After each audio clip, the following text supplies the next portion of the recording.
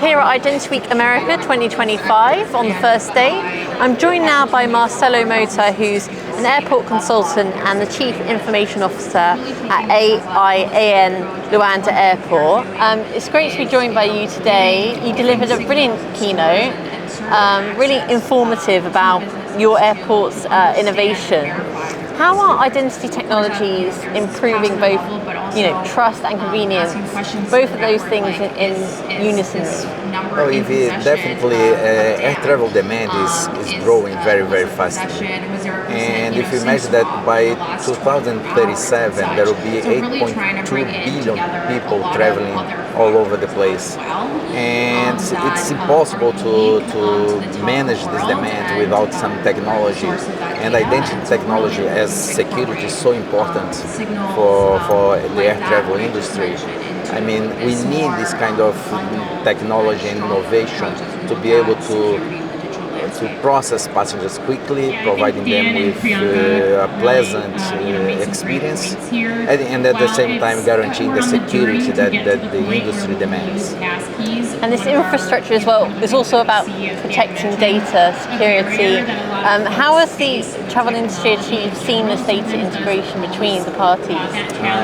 It's one of the big challenges right now, because there are so many innovative concepts and innovation in the process, but the downturn is that every concept has a different infrastructure requirement or even data exchange requirement. So there hasn't been yet a way of integrating this data, and the industry still requires an open collaborative framework that enables the real-time secure data exchange, and at the same time providing these trustful data verification, identity verification process. But there are some improvements. Several of the key players in the industry are already developing some collaborative frameworks, and soon we will have this facility to integrate systems, integrate data, and it will be cheaper for the airports, cheaper for the government entities as well, but mainly making sure that everything works seamlessly. And you mentioned the role of ICAO as a kind of overlooking standards. Yes, the ICAO is the organization that manages and defines all the standards for the air travel across the globe. And they always advocate for security, of course. Aviation security is key, is fundamental, because it protects the life of people. But at the same time, they understand that it has to be facilitated for the passengers. Otherwise, the experience is so bad and will lock the process in itself. So, I mean, we need to have this fine balance between security and facilitation, seamless experience, and trust in securing the industry, the equipment, and the people. Absolutely. And we still have, humans are still very valuable, the human workforce within airports. What is their role today in facilitating the passenger's journey? Well, security in the aviation industry requires a lot of things. Regulatory framework, it requires infrastructure, equipment, but none of these will be capable of doing its job if we don't have the people well trained, and especially the culture, the security culture. It doesn't matter if you have the latest innovation if you're not aware of behavior, analysis of the systems, if you don't have all the procedures and policies written by people and followed by people and enforced by people. So the human factor is much more relevant than everything else that is required for the industry to function. What role does the human workforce have in the ecosystem?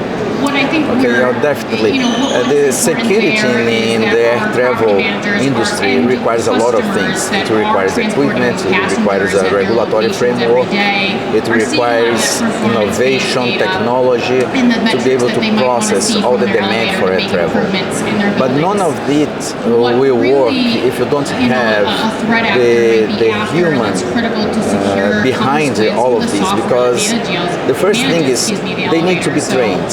They need to be able to operate all of these equipment, all of these technology that is being available to them. At the same time, and more important, is the security culture that they have to have all the time, because you need to make sure that they understand how to operate it, how to profile people, how to understand the operational procedures that are written by people and enforced by people. So that's why the human factor affects so much the way everything else in the process works. Also, we have to take into account that the human factor can be the enabler or can be the risk to the whole process. That's why they do play an important, very important role in all of this process. It's still nice to hear that humans do play a massive role. Technology can go wrong, etc. But how critical is advanced passenger information? We're seeing that with maybe the digital travel credential. How critical is that for streamlining checks on the day of travel? Well, also the air travel industry relies a lot in the data of the passengers that is traveling, and the security aspect of it is really enabled by the profiling and the risk assessment of that passenger. So by having the regulatory bodies and the agencies receiving in advance all the information about the passengers, they are capable of doing these risk assessments and making sure that they do identify you as the person that you say that you are.